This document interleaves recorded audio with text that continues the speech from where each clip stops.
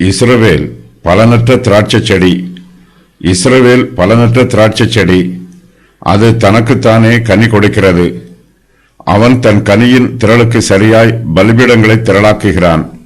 தங்கள் தேசத்தின் செழிப்புக்கு சரியாய் சிறப்பான சிலைகளை செய்கிறார்கள். அவர்கள் இருதயம் பிரிக்கப்பட்டிருக்கிறது. இப்போதும் குற்றம் சுமத்தப்படுவார்கள். அவர்கள் பலிபீடங்களை இடித்து அவர்கள் சிலைகளை நாசமாக்குவார். நான் கர்த்தருக்கு பயப்படாமல் போனபடியினால் நமக்கு ராஜா இல்லை, ராஜா இருந்தாலும் நமக்காக என்ன செய்வான் என்று இனி சொல்லுவார்கள். பொய்யானை இடுகிற வார்த்தைகளை சொல்லி உடன்படிக்கை பண்ணிக்கொண்டார்கள். ஆகையால் வயல்வெளியின் படைச்சால்களில் விஷப்பூண்டுகளைப் போல நியாய தீர்ப்பு முளைக்கும். சமாரியாவின் குடிகள் பெத்தாவேனில் உள்ள கன்றுக்குட்டியின் நிமித்தம் பயம் அடைவார்கள். அதற்காக களிகூர்ந்த அதன் ஜனமும் அதன் பூசா சாரிகளும் அதன் மகிமை அதை விட்டு நீங்கி போயிற்று என்று அதற்காக துக்கம் கொண்டாடுவார்கள். அதுவும் அசீரியாவிலே யாரேப் ராஜாவுக்கு காணிக்கையாக கொண்டு போகப்படும். எப்ராயிம் இலச்சை அடைவான். இஸ்ரவேல் தன் ஆலோசனையினாலே வெட்கப்படுவான். சமாரியாவின் ராஜா தண்ணீரின் மேல் இருக்கிற நுரையை போல் அழிந்து போவான். இஸ்ரவேலுடைய பாவமாகிய ஆபேனின் மேடைகள் அழிக்கப்படும். முட்செடிகளும் முட்பூண்டுகளும் அவர்கள் பலிபீடங்களின் மேல் முளைக்கும்.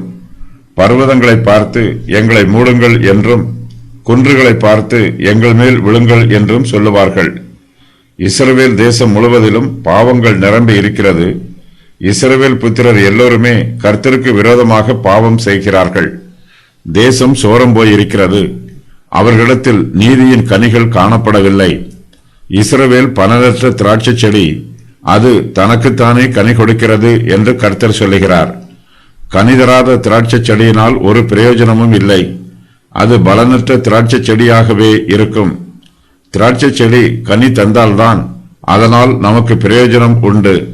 யாதொரு வேலை செய்ய அதிலே ஒரு கட்டை எடுக்கப்படுமோ, யாதொரு தட்டுமுட்டை தூக்கி வைக்கும்படி ஒரு முளையை அதனால் செய்வார்களோ, இதோ அது அக்கினிக்கு இரையாக எரியப்படும். அதன் 2 முளைகளையும் அக்கினி எரித்து போடும். அதன் நடுத்துண்டும் வெந்து போம். அது எந்த வேலைக்காவது உதவுமோ?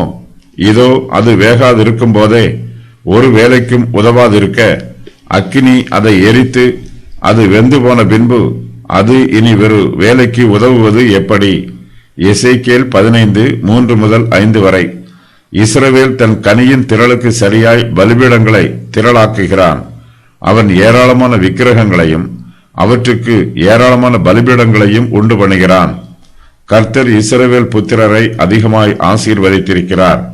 கர்த்தர் எந்த அளவுக்கு தங்களை ஆசீர்வதித்திருக்கிறாரோ அந்த அளவுக்கு அவர்கள் அந்நிய தெய்வங்களை ஆராதிக்கிறார்கள். இஸ்ரவேல் புத்திரர் தங்கள் தேசத்தின் செழிப்புக்கு சரியாய் சிறப்பான சிலைகளை செய்கிறார்கள். இஸ்ரவேல் புத்திரருடைய இருதயங்கள் பிரிக்கப்பட்டிருக்கிறது. இஸ்ரவேல் புத்திரர் எல்லோரும் ஒரே விக்கிரகத்தை தெரிந்தெடுத்து அதை ஆராதிப்பதில்லை. அவர்கள் ஒவ்வொருவரும் தங்களுக்கென்று ஒரு விக்கிரகத்தை தெரிந்தெடுத்து அதை ஆராதிக்கிறார்கள். இதனால் இஸ்ரவேல் தேசத்திலே விக்கிரகங்களின் எண்ணிக்கை அதிகமாயிருக்கிறது. அவற்றுக்கு பலிபீடங்களும் திரளாயிருக்கிறது. இஸ்ரவேல் தேசத்திற்கு ராஜாவை தெரிந்தெடுக்கும் விஷயத்திலும் இஸ்ரவேல் புத்திரரின் இருதயம் வேறுபட்டிருந்தது. வடக்கு இஸ்ரவேல் ராஜ்யத்தை சேர்ந்தவர்கள் யெரொபெயாமை தங்களுக்கு ராஜாவாக்கினார்கள். தெற்கு யூதா தேசத்தை சேர்ந்தவர்களோ ரெகொபெயாமை தங்களுக்கு ராஜாவாக்கினார்கள். சமஸ்த இஸ்ரவேல் தேசம் வடக்கு இஸ்ரவேல் தேசம் என்றும் தெற்கு யூதா தேசம் என்றும் 2ஆக பிரிந்தது.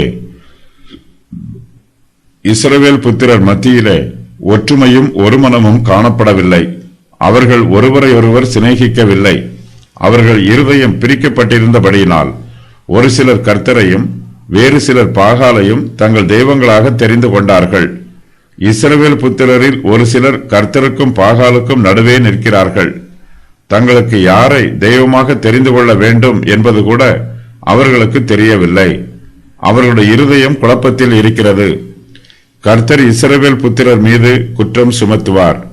அவர்களுடைய பலிபீடங்களை இடித்து அவர்களை நாசமாக்குவார். அவர்கள் கர்த்தரிடத்தில் இருந்து நன்மைகளை பெற்றுக் கொள்கிறார்கள். ஆனாலும் பாகாலுக்கு நன்றி சொல்லி விக்கிரகங்களை ஆராதிக்கிறார்கள். இதனால் கர்த்தருடைய கோபம் இஸ்ரவேல் தேசத்தின் மீது வந்திருக்கிறது. இஸ்ரவேல் புத்திரருடைய மனச்சாட்சியில் உண்மை இல்லை. அவர்கள் மாறுபட்டு பேசுகிறார்கள். தாங்கள் சொல்லுவதை செய்வதில்லை, செய்வதை சொல்லுவதும் இல்லை. அவர்கள் பொய்யானை இடுகிற வார்த்தைகளை சொல்லுகிறார்கள். பொய்யான வார்த்தைகளை சொல்லி உடன்படிக்கை பண்ணிக் கொள்கிறார்கள். இஸ்ரவேல் தேசத்தார் தங்கள் ராஜாக்களுக்கு கீழ்ப்படிந்து அவர்களுக்கு உண்மை உள்ளவர்களாக இருப்பதாக ஆணையிடுகிறார்கள். ஆனால் அவர்களுடைய ஆணை மெய்யான ஆணை அல்ல, அது பொய்யான ஆணை. இஸ்ரவேல் ஜனங்களைப் போலவே இஸ்ரவேலின் ராஜாக்களும் பொய்யானை இடுகிறார்கள். மற்ற தேசங்களோடு பொய்யானை இட்டு உடன்படிக்கை பண்ணிக் கொள்கிறார்கள்.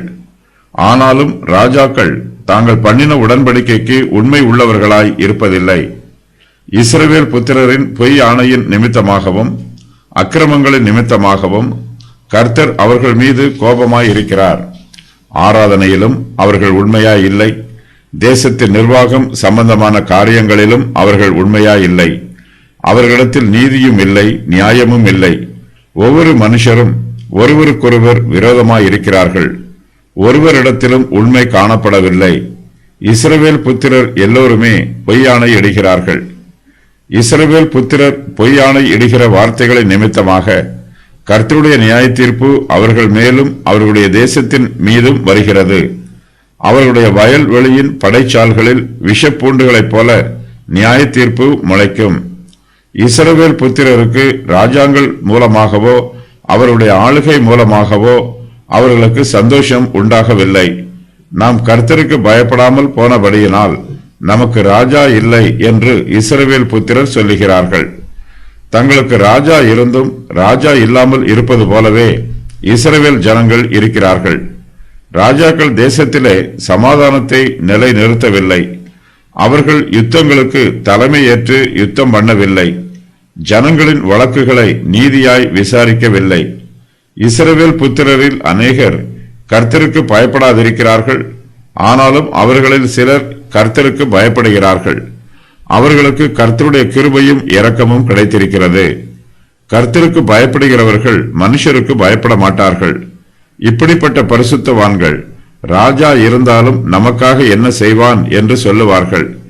கர்த்தருடைய பாதுகாப்பும் பராமரிப்பும் தங்களுக்கு இருப்பதினால் ராஜாக்களால் தங்களுக்கு விரோதமாக ஒன்றும் செய்ய முடியாது என்று கர்த்தருடைய பரிசுத்தவான்கள் விசுவாசத்தோடு சொல்லுவார்கள்.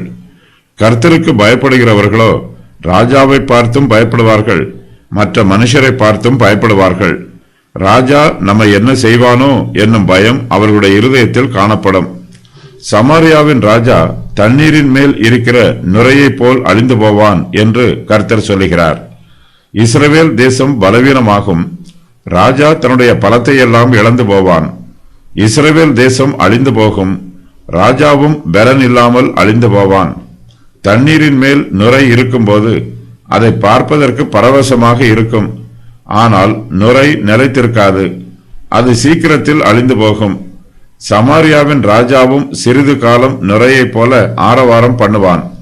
அதன் பின்பு அவன் ஒன்றும் இல்லாமல் அழிந்து போவான். இஸ்ரவேலின் ராஜாக்கள் தாவீதின் குடும்பத்தாருக்கு விரோதமாக கலகம் பண்ணினார்கள். அவர்களுடைய கலகம் தண்ணீரின் மேல் இருக்கிற நுரையைப் போல சிறிது காலம் மாத்திரமே இருக்கும். அவர்களுடைய கலகம் சீக்கிரத்தில் அழிந்து போகும். வடக்கு இஸ்ரவேல் தேசத்திற்கு பலமுள்ள அஸ்திவாரம் இல்லை. வடக்கு இஸ்ரவேல் தேசத்தார் தங்கள் தேசத்திலே ஏராளமான சிலைகளை செய்கிறார்கள். அவற்றிற்கு பலிபீடங்களை திரளாக்குகிறார்கள். கர்த்தர் அவர்களுடைய பலிபீடங்களை இடித்து போடுவார். அவர்களுடைய சிலைகளை நாசமாக்குவார். கர்த்தருடைய கிருபை நம்முடைய பாவங்களை நம்மை விட்டு நீக்கும். பாவம் செய்யும் ஆசை நமக்குள் காணப்பட்டாலும் கர்த்தருடைய கிருபை அந்த ஆசையை அழித்து போடும். ஒருவேளை நம்மை பாவம் செய்ய தூண்டும் ஆசை நமக்குள் ஆழமாக வேர் பற்றி நிலைத்திருந்தால் கர்த்தருடைய பராமரிப்பு பாவம் செய்வதற்கு ஆதரவாக இருக்கும் சூழ்நிலைகளையும் உபாயங்களையும் அழித்து போடும். கர்த்தர் தம்முடைய கிருபையினால் நம்முடைய பாவங்களை அகற்றி போடுகிறார். நம்மை பாவம் செய்ய தூண்டுகிற பாவமான இச்சைகளையும் அழித்து போடுகிறார். நாம் பாவம் செய்வதற்கு உதவியாக இருக்கும் எல்லா உபாயங்களையும் கர்த்தர் அழித்து போடுகிறார். இஸ்ரவேல் புத்திரர் கர்த்தரை விட்டு பிரிந்து அந்நிய தெய்வங்களை பின்பற்றி போகிறார்கள். அவற்றிற்கு சிலைகளை செய்கிறார்கள். விக்கிரகங்களுக்கு பலிபீடங்களை கட்டுகிறார்கள். கர்த்தர் அவர்களுடைய பலிபீடங்களை இடித்து போடுகிறார். அவர்களுடைய சிலைகளை நாசமாக்குகிறார். இஸ்ரவேல் புத்திரர் சிலைகளை ஆராதிக்க முடியாதவாறு, விக்கிரகங்களுக்கு பலி செலுத்த முடியாதவாறு கர்த்தர் தடைகளை உண்டு பண்ணுகிறார். விக்கிரக ஆராதனைக்கு துணையாக நிற்கிற எல்லா ஆதாரங்களையும் கர்த்தர் அழித்து போடுகிறார். கர்த்தர் இஸ்ரவேலுடைய பாவமாகிய ஆபேலின் மேடைகளை அழித்து போடுவார். அவர்களுடைய பலிபீடங்களின் மேல் முட்செடிகளும் முட்பூண்டுகளும் முளைக்கும். கர்த்தர் பூமியை அசைக்கும் போது விக்கிரக ஆராதனைக்காரர்கள் பயந்து நடுங்குவார்கள். இஸ்ரவேல் புத்திரர் பர்வதங்களை பார்த்து எங்களை மூடுங்கள் என்றும், குன்றுகளை பார்த்து எங்கள் மேல் விழுங்கள் என்றும் சொல்லுவார்கள். பூமியை தத்தளிக்க பண்ண கர்த்தர் எழும்பும் அந்நாளிலே அவருடைய பயங்கரத்திற்கும் அவருடைய மகிமை பிரதாபத்திற்கும் விலகி கன்மலைகளின் வெடிப்புகளிலும் குன்றுகளின் சந்துகளிலும் புகுந்து கொள்ளும்படிக்கு மனுஷன் பணிந்து கொள்ள தனக்கு உண்டாக்கி இருந்த தன் வெள்ளி விக்கிரகங்களையும் தன் பொன் விக்கிரகங்களையும் மூஞ்சூறுகளுக்கும் துறிஞ்சில்களுக்கும் எரிந்து விடுவான். ஏசாயா 2:20-21. நிறைவேறிய முன்னறிவிப்புகள். அவர்கள் பலிபீடங்களை இடிப்பார். அவர்கள் சிலைகளை நாசமாக்குவார்.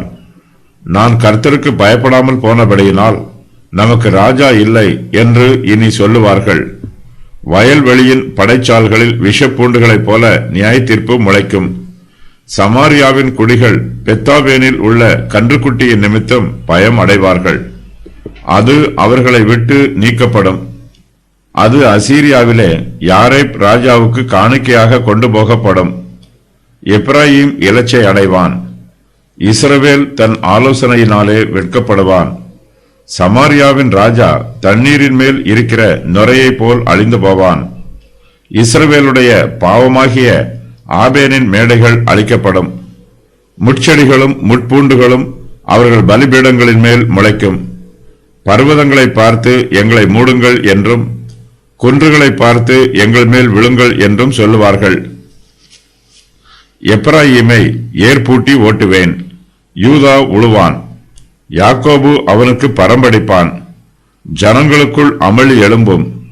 அவர்களுடைய எல்லா அரண்களும் அழிக்கப்படும். உங்கள் கொடிய பொல்லாப்பினால் பெத்தேல் இப்படிப்பட்டதை உங்களுக்கு செய்யும். அதிகாலமே இஸ்ரவேலின் ராஜா முற்றிலும் சங்கரிக்கப்படுவான். இஸ்ரவேல் பலனற்ற திராட்சை செடியாய் இருக்கிறது. எப்ராயிம் தனக்குத்தானே கனி கொடுக்கிறது. அதன் கனி பாவமாக இருக்கிறது. எப்ராயிமின் அழிவுக்கு காரணம். தனக்குத்தானே கனி கொடுக்கிறது. பலிபீடங்களை திரளாக்குகிறார்கள். சிலைகளை செய்கிறார்கள். அவர்கள் இருதயம் பிரிக்கப்பட்டிருக்கிறது. கர்த்தருக்கு பயப்படவில்லை. பொய்யானை இடுகிற வார்த்தைகளை சொல்லுகிறார்கள். ஆண் புணர்ச்சிக்காரராக இருக்கிறார்கள். விக்கிரக ஆராதனை செய்கிறார்கள். கொடிய பொல்லாப்பு செய்கிறார்கள். தங்கள் வழியையும் தங்கள் பராக்கிரமசாலிகளின் திரளையும் நம்புகிறார்கள். எப்ராயிமின் மீது நியாய தீர்ப்பு. பலிபீடங்கள் இடிக்கப்படும். சிலைகள் நாசமாக்கப்படும். ராஜ்யம் அழிக்கப்படும். இலச்சையும் வெட்கமும் உண்டாகும். பாவமாகிய மேடைகள் அழிக்கப்படும். முட்செடிகளும் முட்பூண்டுகளும் அவர்கள் பலிபீடங்களின் மேல் முளைக்கும். மரணத்திற்காக புலம்பும் வரையிலும் அவர்களுக்கு துன்பம் உண்டாகும். யுத்தமும் தோல்வியும் உண்டாகும். தீவினையை அறுப்பார்கள். அரண்கள் அழிக்கப்படும்.